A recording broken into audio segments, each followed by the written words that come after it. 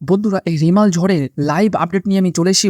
রেমাল ঝড় এখন বর্তমানে কোথায় রয়েছে? এই রেমাল সাইক্লোন এখন পশ্চিমবঙ্গের সাগর দ্বীপ থেকে 160 কিলোমিটার দূরে কিন্তু অবস্থান করছে। আর এই ঝড় কিন্তু খুব দ্রুতগতিতে কিন্তু উপকূলের দিকে কিন্তু এগিয়ে আসছে।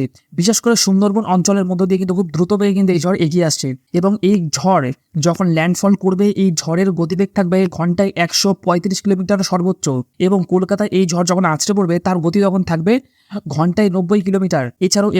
এছাড়াও কলকাতা ও তার পার্শ্ববর্তী জেলাগুলিতে কিন্তু খুবই হাই অ্যালার্ট জারি করা হয়েছে।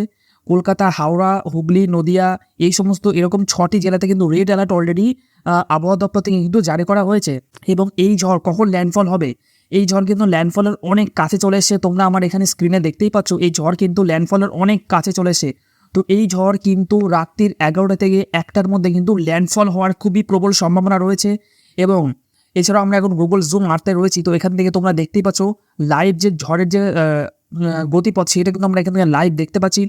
এবং তোমরা যে ঝড়ের স্পিড দেখতে চাও, তো এখানে আমি মাউস হোভার করলে দেখতে পাই 131 কিলোমিটার স্পিড। এছাড়া আমি এদিকে মাউস নিয়ে গেলে 112 কিলোমিটার স্পিড। তো এই ঝড় কিন্তু খুবই অতি শক্তিশালী একটি ঘূর্ণিঝড়। এছাড়াও যদি আমরা windy.com যাই, তাহলে কিন্তু আমরা এইখানে কিন্তু এই ঝড়ের লাইভ ট্র্যাকিং কিন্তু আমরা দেখতে পারবো। এবং এই ঝড় এখান থেকেও কিন্তু প্রায় যথেষ্টই কিন্তু খুবই তীব্র গতিতে কিন্তু এটা উপকূলের দিকে কিন্তু চলে আসছে।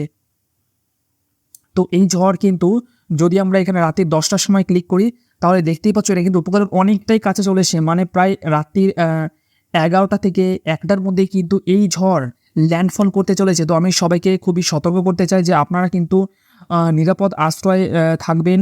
এছাড়াও কিন্তু আপনারা রাত্রিবেলায় কিন্তু নিরাপদ আশ্রয়ের থেকে কোথাও বাইরে যাবেন না। এবং সমস্ত বৈদ্যুতিক কানেকশন কিন্তু আপনারা বন্ধ করে রাখবেন। গ্যাসের কানেকশন এগুলো কিন্তু বন্ধ করে রাখবেন। এছাড়াও আপনার মোবাইল ফোন, টর্চ লাইট এগুলো কিন্তু সবাই চার্জ দিয়ে রাখবেন। তো সবাই কিন্তু চেষ্টা করবেন যে নিরাপদে থাকার এবং বাকি সবাইকে কিন্তু নিরাপদে রাখার।